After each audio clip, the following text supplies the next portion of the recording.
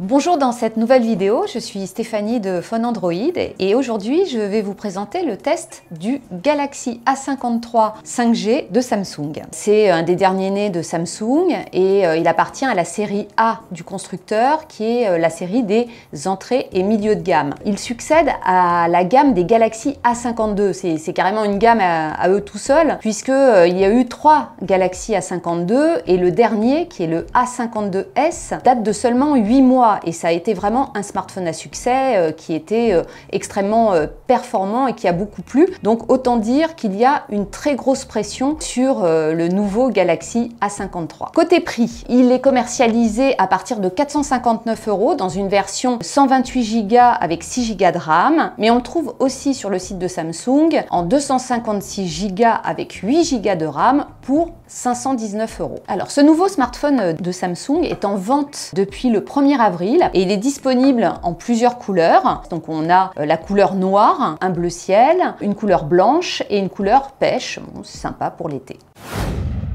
Alors avant de parler plus précisément du test, on va parler du packaging. Parce que quand on achète le Galaxy A53, on a cette boîte, elle utilise à peu près 2 fois moins de carton que les boîtes des autres constructeurs. Alors c'est top hein, pour l'environnement, pour la planète, merci Samsung. En revanche, ça veut dire que dans la boîte, il n'y a pas grand chose. Il y a le téléphone et il y a le câble. Donc ça veut dire que vous allez devoir racheter un chargeur ou utiliser votre chargeur. Sachant que là, dans la boîte, on a un câble un petit peu particulier qui est un câble avec une connectique type C des deux côtés, donc il faut le chargeur adapté. Mais il faut savoir que le Galaxy A53 est compatible avec la charge rapide 25 watts, donc il peut être intéressant de faire l'achat du chargeur 25 watts de Samsung par exemple. Il est vendu à 28 € chez le constructeur.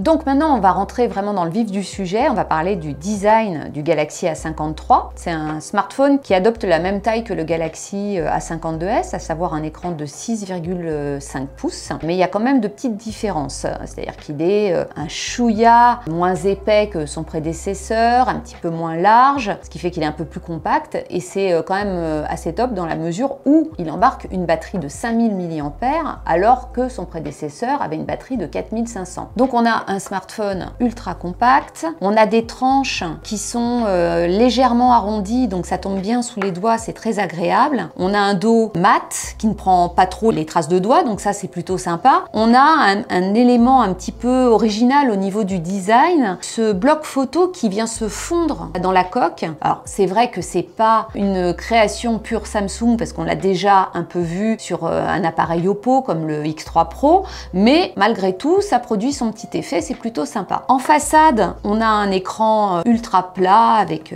des bords qui affleurent. C'est un écran qui occupe quand même à peu près 84% de la façade. On a un capteur d'empreinte sous l'écran ici. On a la caméra frontale qui est logée dans un poinçon. Au bas de l'appareil, on a un bord USB type C et on a d'un côté l'un des deux haut-parleurs, puisqu'on a des haut-parleurs stéréo sur cet appareil, et de l'autre côté du port USB type C, on a l'emplacement dans lequel on va venir loger soit 2 nano SIM, soit une nano SIM et une carte micro SD, ce qui permettra d'étendre la mémoire, sachant que les cartes acceptées peuvent atteindre 1 Tera. Autre chose également, l'écran, un revêtement Gorilla Glass 5. Cet appareil bénéficie de la certification IP67, ça veut dire que si on le fait tomber dans un lavabo, ce sera pas très grave, il va être résistant à l'eau. Mais bon, on vous déconseille quand même d'aller nager avec.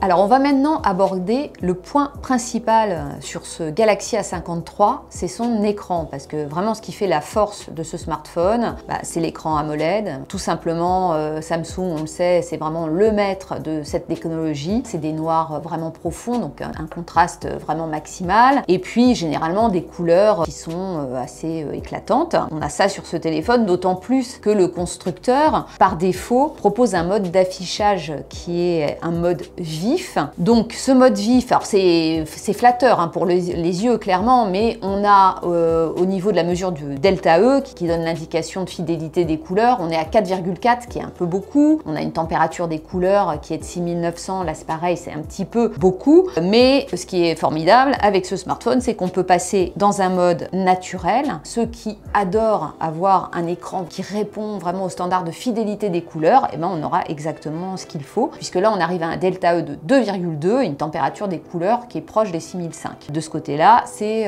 presque du zéro défaut. On a une luminosité moyenne maximale qui ne dépasse pas les 500 nits. Mais quand on est en extérieur, en plein soleil, avec une dalle Samsung, le constructeur annonce une luminosité qui peut atteindre 800 nits. Donc pas de souci, en extérieur, l'écran reste parfaitement lisible. Il s'agit d'un écran Full HD+. Ça permet d'atteindre une résolution supérieure à 400 points par pouce. On a un confort qui est tout à fait honorable. Enfin, pour conclure, sur cet écran, on a le choix entre le classique taux 60 Hz ou le 120 Hz. Alors, on va passer maintenant sur un point important qui est celui de l'autonomie. Samsung a voulu vraiment soigner le Galaxy A53 puisqu'il a une batterie de 5000 mAh, c'est-à-dire 500 mAh de plus que son prédécesseur, le Galaxy A52s. Dans le cadre d'un usage assez classique, vous atteindrez très facilement, je pense, une journée et demie, voire 2 jours, sans donc avoir besoin de passer par la case recharge. Ça, c'est plutôt quelque chose de bien. En revanche, on est resté un petit peu sur notre faim, un petit peu déçu par cette batterie de 5000 mAh parce que finalement, elle offre une autonomie qui est un petit peu en deçà de ce que proposait le Galaxy A52s et sa batterie de 4500 mAh. Pour compenser la chose, Samsung propose sur cet appareil la charge rapide 25 watts. Alors on sait que Samsung, c'est pas un pro de la charge rapide, mais cette charge 25 watts, elle a le mérite d'exister. Le seul bémol, c'est qu'il faudra acheter le chargeur 25 watts. Sachez en tout cas, il faut pour bénéficier de cette charge rapide, aller dans les paramètres de la batterie, il faut activer le chargement rapide. Une fois que c'est fait, qu'on branche son smartphone avec un chargeur 25 watts, on recharge intégralement l'appareil en seulement 1h15, alors que si on n'active pas ce petit mode charge rapide, on en a pour 2h30.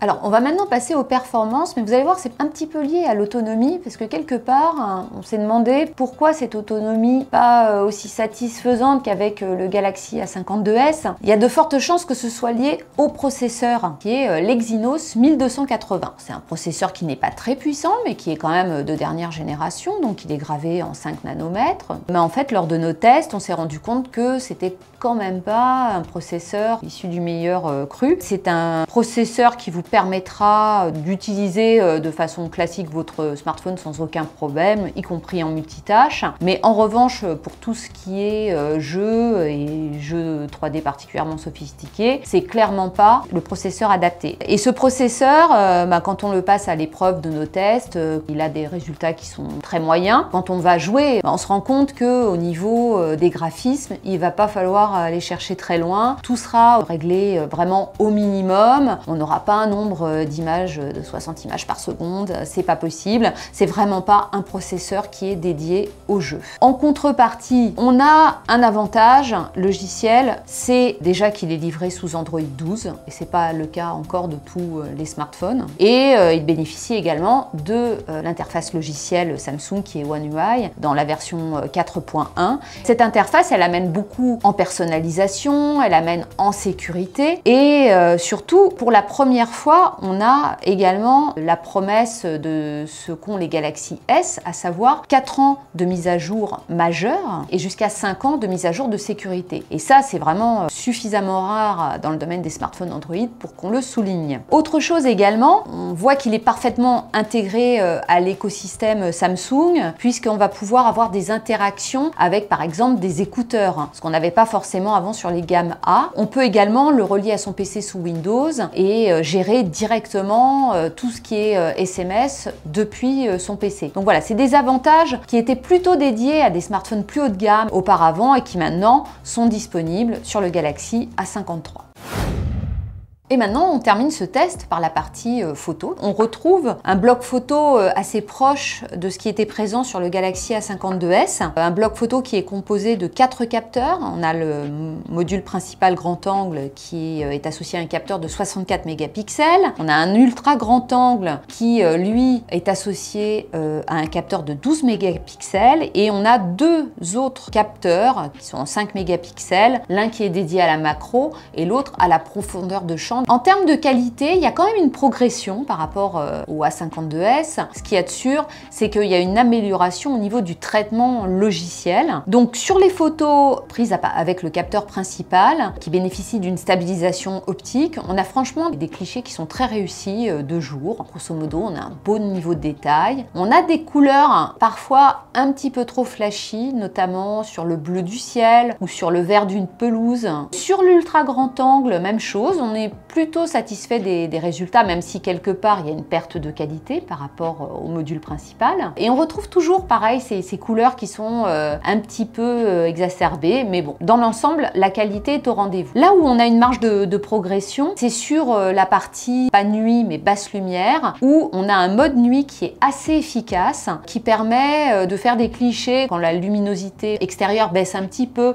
ou même faire certaines photos de nuit mais avec des éclairages urbains assez prononcés. On a des choses qui sont plutôt sympas. Alors je dis pas que ça pourra faire l'objet d'un tirage papier, mais en tout cas sur l'écran du smartphone ou même sur un PC, ça rend plutôt pas mal. Mais clairement, c'est quand même pas un appareil du niveau d'un Galaxy S. C'est-à-dire que cet appareil ne voit pas dans le noir, même si on met le mode nuit. Et la macro, là, c'est pas du tout bon. On a essayé, mais franchement, ça donne des résultats qui parfois sont plutôt satisfaisants, mais la plupart du temps, on a quelque chose qui est souvent flou. Donc on va laisser la macro de côté. On aurait préféré de loin un téléobjectif, mais on n'aurait sans doute pas été au même niveau de prix. Sur le mode portrait, on a des portraits qui sont très sympas, que ce soit avec le capteur principal ou que ce soit même avec la partie capteur frontal en mode selfie. Donc on a un effet bokeh qui est réglable, ça c'est plutôt sympa. On a également tout un tas de filtres qui sont proposés par Samsung et puis qui permettent de faire des photos assez divertissantes. Donc en gros, on est plutôt satisfait de la partie photo sur le Galaxy A53. On a des photos tout à fait exploitables, tout à fait sympathiques, qu'on aura vraiment envie de partager, et plus particulièrement donc sur les portraits.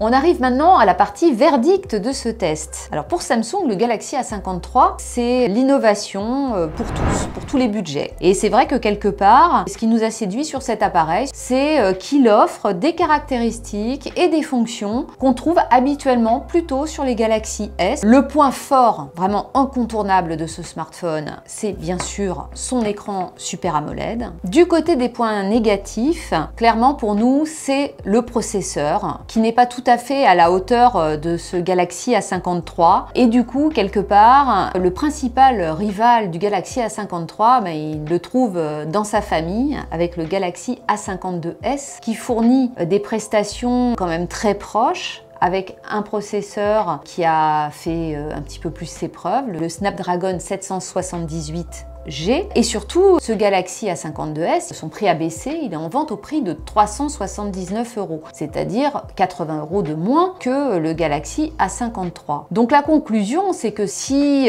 votre budget est vraiment serré et que vous avez un smartphone d'une autre marque, vous serez peut-être tenté par le Galaxy A52s, puisqu'il coûte quand même beaucoup moins cher. Nous voici arrivés à la fin de ce test. Si vous voulez vous reporter au test publié sur le site phoneandroid.com, vous trouverez le lien en description de la vidéo. N'hésitez pas également à vous abonner à la chaîne Phone Android et à activer les notifications si vous voulez être averti des prochaines vidéos. Et si ça vous a plu, naturellement, n'hésitez pas à laisser un petit pouce bleu. Et je vous dis à très bientôt pour un prochain test sur la chaîne Phone Android.